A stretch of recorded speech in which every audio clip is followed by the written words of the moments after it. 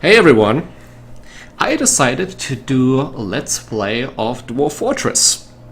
And at this point, I think it's appropriate to give a big shout out to the channel Das24680. He's an amazing Let's Player, and his attention to detail really got me interested in playing this game again. I haven't played Dwarf Fortress for quite a while, but after I watched his Dwarf Fortress tutorial series, it really spiked my interest again. And some of those things that I'm going to do today is were directly inspired by the way he's doing his Let's Plays of Dwarf Fortress.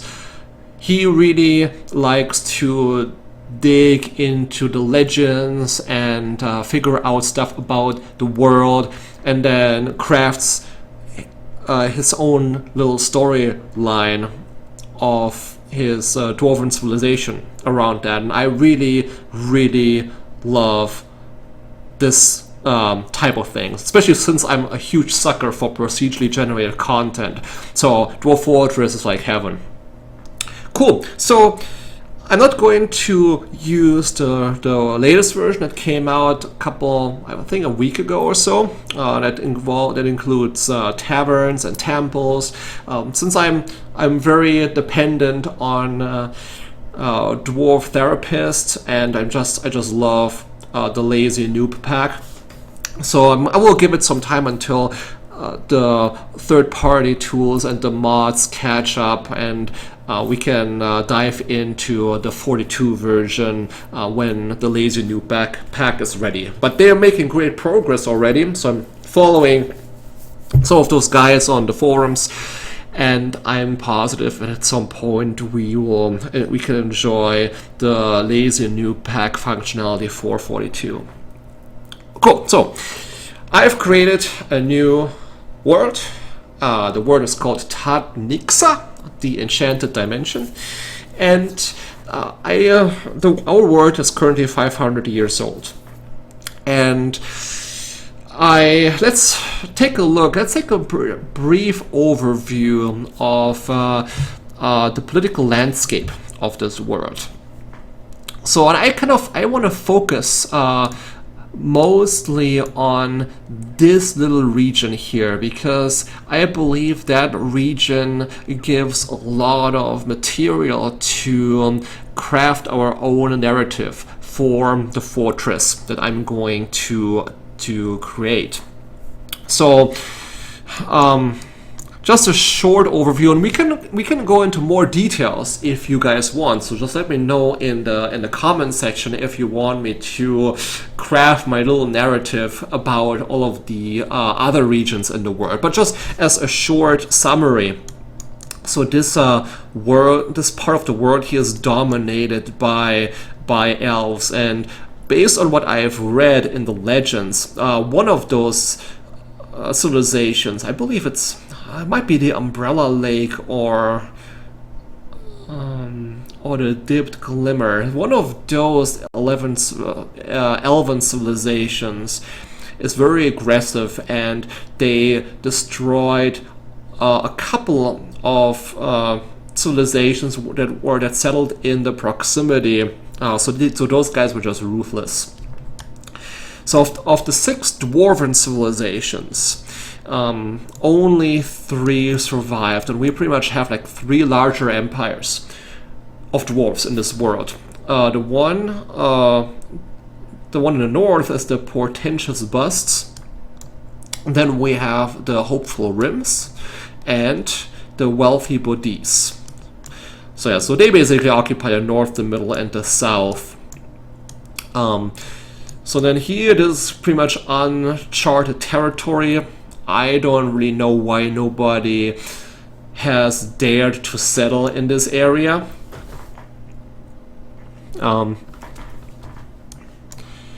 But yeah, something really prevents those major civilizations to go into the southeast. Okay, so that's pretty much like a very brief overview, but as you can see, the northern continent here is like a melting pot of all different civilizations. As you also might notice that there are no cobalt civilizations in this world. And I don't know if it's just my game where it happened to have all the existing or all the cobalt civilizations go extinct or play a negligible role in the history of the world. Or if it's just the cobalt culture, but all the cobalt civilizations just didn't take off or kept to themselves, never had any expansion plans for expansions, and a couple of cobalt civilizations also just got invaded and overrun and just disappeared. Okay, so let's actually talk a little bit about this part here. And this part is very interesting, especially the history of the Portentous Bust. So, the Portentous Bust, they kind of established their empire here in the northeast. And they were in a couple of fights against some goblin civilizations, and especially the Squashed War started in 63 and is still going on. So it's a war that lasted for over 400 almost 450 years. So for generations and generations, the dwarves in this empire were just constantly fighting against the terror of waste, and it didn't seem to claim that many deaths. So it's probably maybe almost like a Cold War with some very minor skirmishes here and there. But it's almost like the Cold War area between the United States and Russia and the Soviet Union, where people were in constant fear that at some point a spark might ignite an escalation of this war. So the Squashed War, it's kind of a very fitting name. So the open war is being squashed and suppressed. So maybe both parties realize that they have nothing to gain from a war would just devastate both civilizations at the same time. So yeah, so that's kind of interesting. And then also, what I also noticed is for over 400 years, that civilization is being ruled by a goblin called Libash. Libash Master Dotra. So the first time I read Master Douche, Libash the Master Douche, and I'm pretty sure some dwarves call him behind his back, but I don't think he appreciates it. So I kind of envision that this goblin who rules the Dwarven Kingdom for such a long time really is more like a tyrant who runs the Dwarven civilization with an iron fist. So yeah, so I was kind of interested in Libash, who this guy is. And if you look at his history, it basically says that he was born in negative 118. So 118 years before the world has started. So he is 668 years old. So honestly, I don't know about the average lifespan of a goblin. So we might actually deal with a potential hidden vampire here, but I'm not sure if that would show up in the legends. But yeah, so this guy's alive for 600 years. So he had an impressive career. So he started as a dyer, and his goal was to create a great work of art, but then at some point he became the king of the Portentous Bust at the age of 260, and then he is just ruling those dwarves ever since. And as you can see, really not a lot of things is known about Libash. So he actually has a very low profile. So maybe he's not a vampire. Maybe I don't know.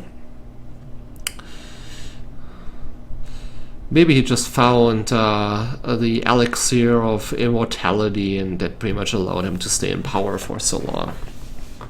But yes, I can imagine that the dwarves are not very happy being oppressed by this goblin for so many years, for over 400 years. And it actually might give us a nice framework for our narrative for this fortress that we are going to build.